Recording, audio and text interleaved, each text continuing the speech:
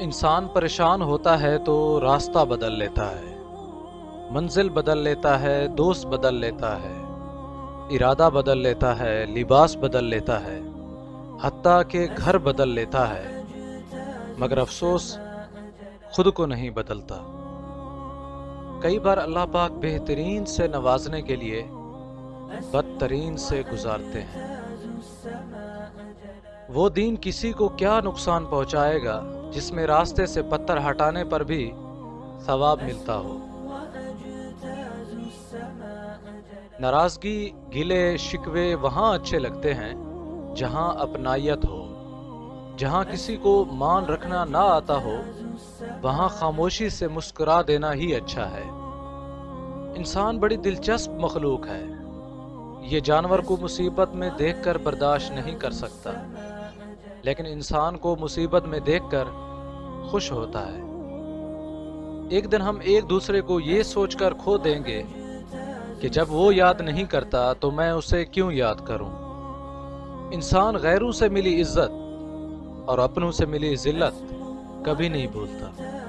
صبر کا گھونٹ دوسروں کو پلانا آسان ہے، خود پیتے ہوئے پتہ چلتا ہے کہ ایک ایک قطرہ پینا کتنا مشکل ہے۔ جتنا ملے قبول کر لینا چاہیے، ہو سکتا ہے یہ بھی ہماری اوقات سے زیادہ ہو۔ ہم تو گناہگار بندے ہیں، اس کا فضل تو ہر وقت ہمارے عیب چھپاتا ہے۔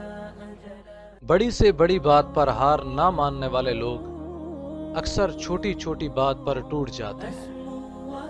فکر نہ کریں، لوگ بھول جائیں گے مگر اللہ نہیں بھولتا آپ کی نیکی نہ لوگوں کی زیادتی۔ ہم اچھا ہونے یا اچھا بننے کے باوجود کسی نہ کسی کی کہانی میں برے ہوتے ہیں۔ ہم زندہ بندے کو روٹی تو نہیں دیتے پر مرے ہوئے کے نام پر دیگیں دے دیتے ہیں۔ جب کبھی بول نہ پاؤ تو رب کے آگے رو لیا کرو، وہ سب جانتا ہے۔ محبت دلوں پر وہ کام کرتی ہے جو صابن جسم پر اور آنسو روح پر کرتے ہیں۔ میں نے اپنی زندگی میں چند باتیں سیکھی۔ ماں باپ کے علاوہ کوئی وفادار نہیں، عزت صرف پیسے کی ہے، انسان کی نہیں۔ غریب کا کوئی دوست نہیں بنتا، انسان جس شخص کے لیے مخلص ہو وہ اس کو دکھ دیتا ہے۔ لوگ اچھی سیرت کے بجائے اچھی صورت کو ترجیح دیتے ہیں۔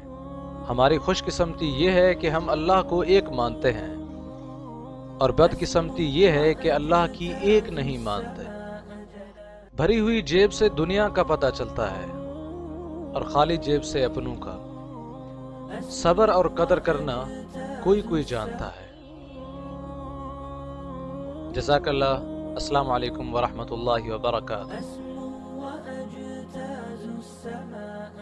اللہ اللہ اللہ اللہ اللہ اللہ اللہ اللہ اللہ اللہ اللہ اللہ اللہ اللہ اللہ